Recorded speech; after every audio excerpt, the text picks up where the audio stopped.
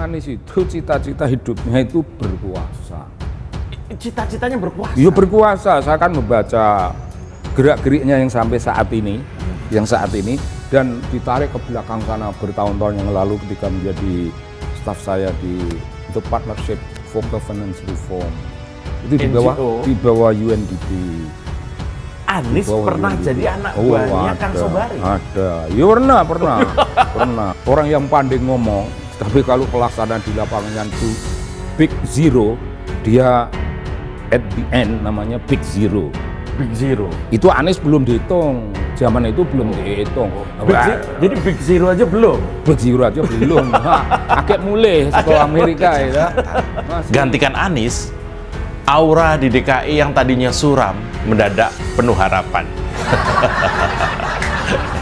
Dan ketika Heru Budi dilantik Mendagri Tito Karnavian kemarin, buzzer alumni Balai Kota di masa Anies sudah kelojotan. Entah apa yang membuat mereka ketakutan terhadap Pak Heru. Ternyata sekarang ketahuan. Ya, ternyata pendukung Anies sangat khawatir ada yang bisa kerja beneran jadi gubernur. Bagi saya sama saja. Yang penting bukan Anies Baswedan, karena orang ini tidak pernah pantas untuk maju sebagai capres. Bahkan jadi calon gubernur DKI lagi, dia nggak pantas gitu. Dengan apa yang sudah dia lakukan selama bertahun-tahun di Jakarta, mempertontonkan kebodohan, kebohongan, dan kemunafikan di hadapan publik tanpa rasa bersalah. Bagi saya orang-orang seperti ini jangan sampai menjadi pejabat di Indonesia gitu, karena apa yang dia lakukan, dia menutupi kebohongan dengan kebohongan baru. Anies Baswedan tidak menjabat lagi jadi gubernur DKI sejak 16 Oktober ini. Saya sudah harus membayangkan betapa sepi hidup tanpa Anies. Kita harus akui dia itu lucu. Kata-katanya, tindakannya, kebijakannya sungguh mengundang tawa. Ada saja hal-hal yang dia lakukan yang membuat kita tertawa bersama. Yang terbaru, pemuda Katolik bongkar habis dampak dari kemampuan menata kata Anies Baswedan untuk warga Jakarta. Ternyata Anies Baswedan kerap kali oleh kubu yang berseberangan dengannya diberi julukan gubernur jago merangkai kata minim kerja, karena kemampuan menyampaikan narasi yang diakui cukup baik sebagai pejabat publik.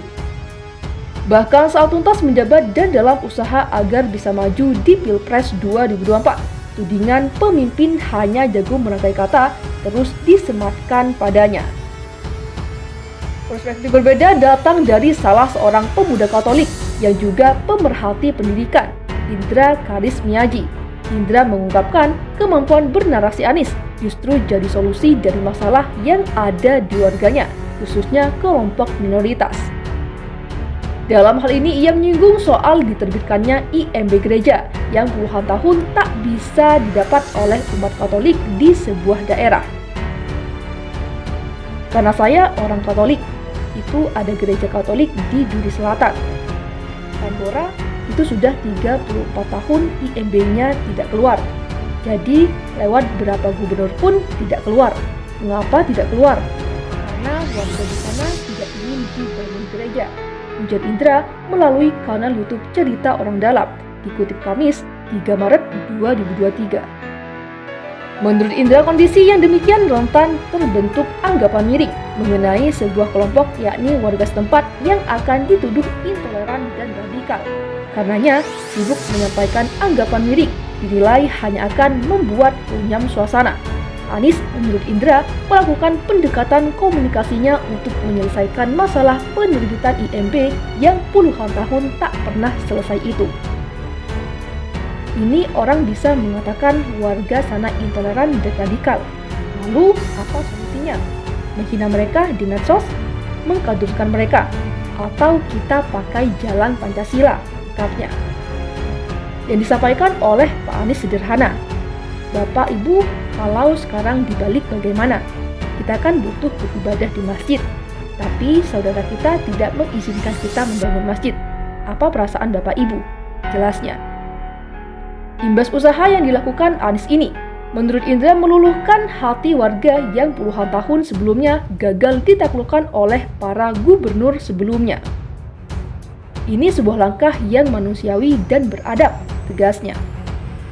Karenanya indera keheranan apabila kemampuan Anies dalam bernarasi melalui pendekatan dengan warga disebut skill yang tak penting untuk seorang pemimpin. Jadi lucu kalau ada yang mengatakan narasi dan skill komunikasi tidak penting. Itu keterampilan abad 21. Tanpa adanya itu akan terjadi pergeseran. IMB itu tidak akan keluar tanpa cara dialog dengan baik, jelasnya.